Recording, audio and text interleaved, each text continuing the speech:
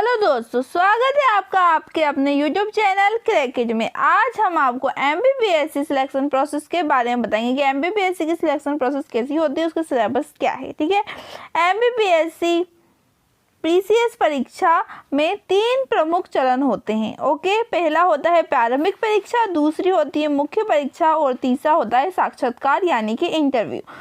प्रारंभिक परीक्षा पूरी होने के बाद मेरिट लिस्ट तैयार की जाती है और उस मेरिट लिस्ट में जिन स्टूडेंटों का नाम होता है, जिन छात्रों का नाम होता है, उन छात्रों को मुख्य परीक्षा देनी होती है। तो अपन बात करते हैं कि प्रारंभिक परीक्षा है क्या।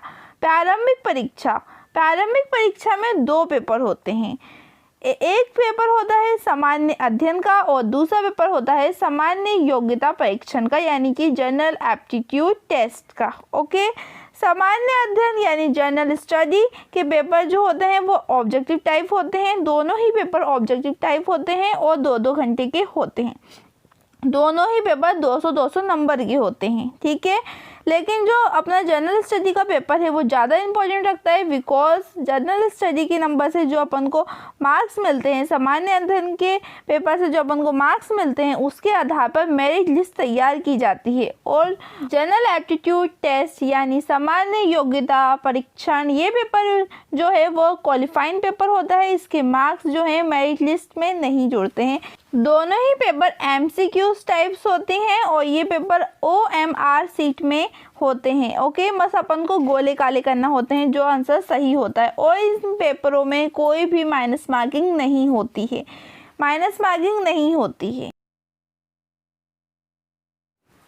OMR सीट की हम बात करें तो OMR सीट कुछ इस टाइप की होती है। ज़्यादातर लोगों को इसमें कंफ्यूजन होता है कि इसमें गोले काले कैसे करने हैं और इससे उनके मार्क्स भी कट जाते हैं पेपर में, क्योंकि अगर अपन अच्छे से अगर ये सीट में जो गोले हैं उसे अच्छे से नहीं भरते हैं तो अपने मार्क्स कट जाते हैं। तो देखिए इस सीट में अपन गोले कैसे काले करते हैं। देखिए इस साइड आप दिया हुआ है, राइट का निशान लगाना भी गलत है, ऐसे क्रॉस का निशान लगाएंगे तो भी गलत हो जाएगा, एक छोटी सी बिंदी बनाएंगे तो भी गलत माना जाएगा। अगर थोड़ा सा अपन भरेंगे, आधा भरेंगे सर्कल, तो भी वो गलत माना जाएगा। अपन को लगाना है बिल्कुल ऐसे। ये करेक्ट मार्किंग का जो निशान है,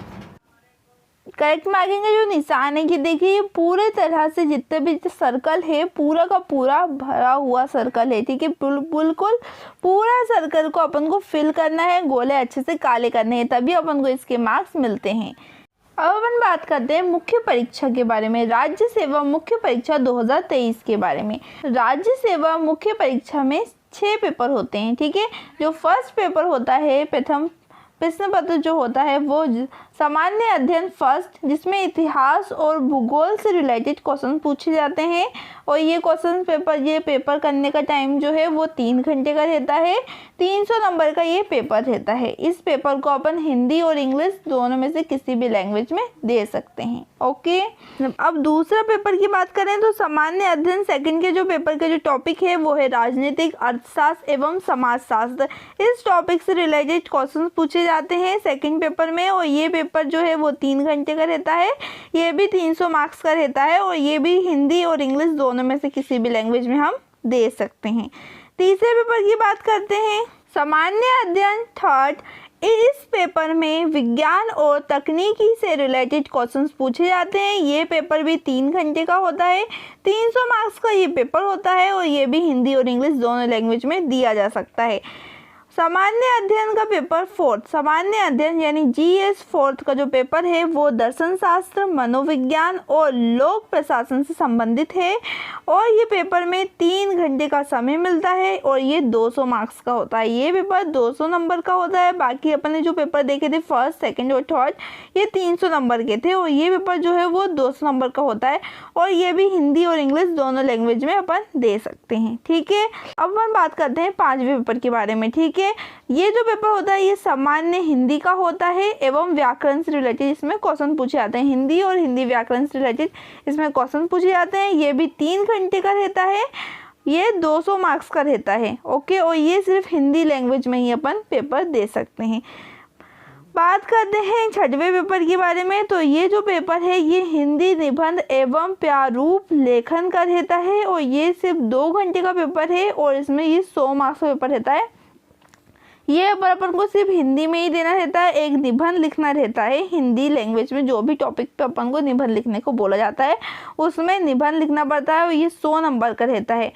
तो ये जो पूरे 6 पेपर देने के बाद जो मेरिट लिस्ट तैयार होती है, ये 6 पेपर जो हैं टोटल करें इनके मार्क्स तो ये 1400 नंबर के होते हैं ये 6 पेपर। और ये 6 पेपरों के आधार पर ही मेरिट लिस्ट तैयार की जाती है और मेरिट लिस्ट में जिसका नाम आता है उसके अकॉर्डिंग इंटरव्यू दिया जाता है। जिन भी स्टूडेंटों का इसमें नाम आएगा तो उन स्टूडेंटों को इंटरव्यू देना होता है और इंटरव्यू होता है 175 मार्क्स का, यानी 175 नंबर का जो है वह इंटरव्यू होता है। और इंटरव्यू के जब मार्क्स जोड़े जाते हैं तो 1575 ये मार्क्स हैं। इन मार्क्सों के आधार पर एक फाइनल मेरिट लिस्ट तैयार होती है और मेरिट लिस्ट में जिस स्टूडेंट का नाम होता है फिर उनका सिलेक्शन होता है। मेरिट लिस्ट के आधार पर उन लोगों का सिलेक्शन किया जाता है। तो यही थी सिलेक्शन प्रोसेस MPPSC की।